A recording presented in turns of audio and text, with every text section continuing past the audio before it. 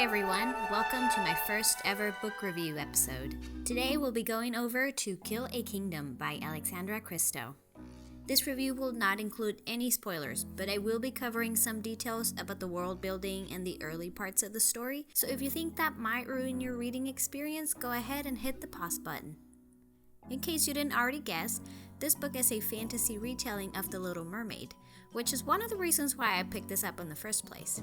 I grew up watching all the Disney classics, so I'm a big sucker for these kinds of stories. Most young adult fiction is based on the hero character who is either morally pure or has morally good intentions and generally strives for the greater good. But To Kill a Kingdom is actually a dark retelling, so it's more of a villain turned anti-hero tale, which I thought was a nice change from the norm.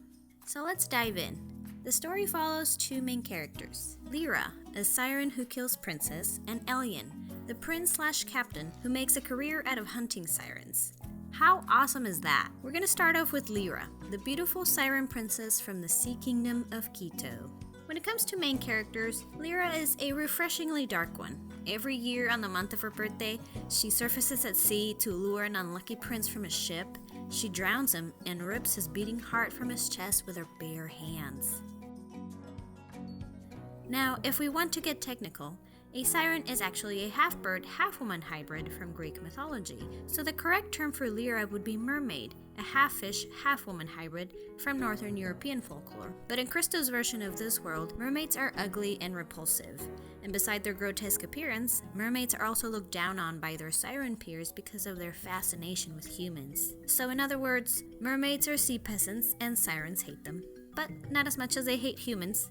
Sirens hate all of humankind in this story because humans killed their goddess, which is what started the long-time feud between sirens and humans, and the main reason behind Lyra's heart hunting. Now, you might think of Lyra as a bit of a snob. She specifically hunts for princess hearts only, refusing to take any other kind. It's sort of like those people who only drink Voss or Fiji bottled water.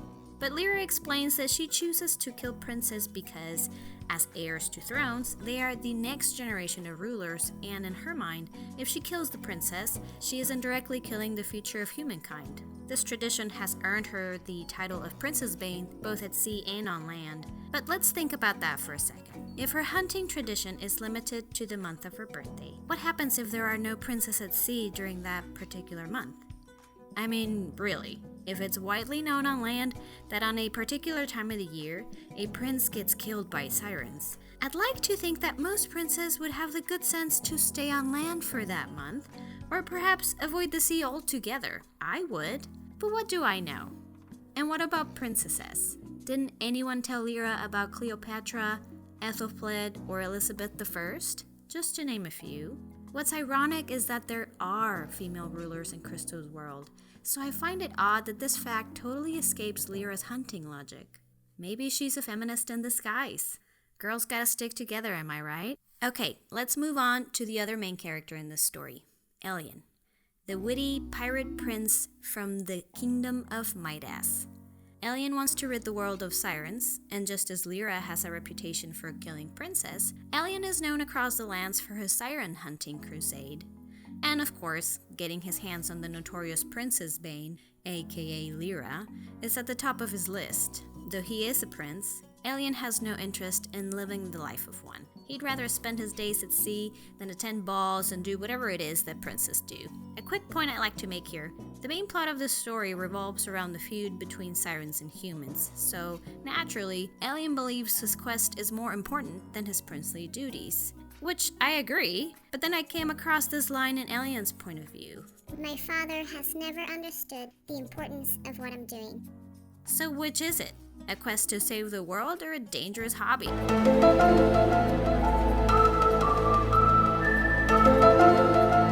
While Elyon is chasing after sirens, dear old King Dad's over here trying to get Elyon to man up and accept his responsibilities. Anyway, so the book starts off with this awesome line. I have a heart for every year I've been alive. Am I the only one conjuring images of killer baby sirens?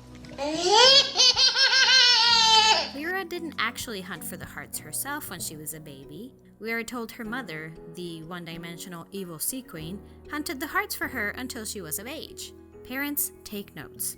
So we begin Lyra's story as she takes her cousin on her first hunt.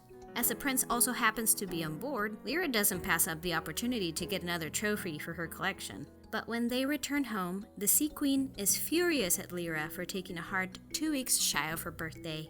And I thought my parents were drama queens. Without getting too much further into detail, Lyra disappoints the Sea Queen again, who punishes Lyra by turning her into a human. Lyra now has to bring back Alien's heart in order to win back her favor and become a siren again. And thus, the main story's plot is set into motion.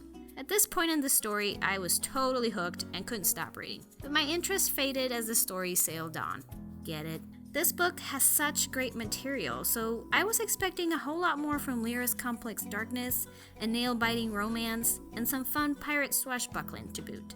But I thought Lyra's transition to humanity and her slow-budding romance with Alien were underwhelming, and there were no pirate swashbuckling shenanigans either.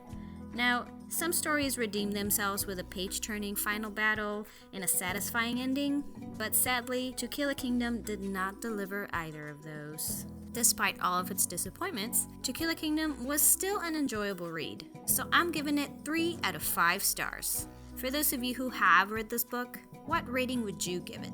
I'd love to hear your thoughts on it. So that is it for today, guys. Thank you so much for watching. Be sure to like and subscribe if you'd like to see more of these videos. And if there's a book you'd like me to review next, let me know in the comments. Bye!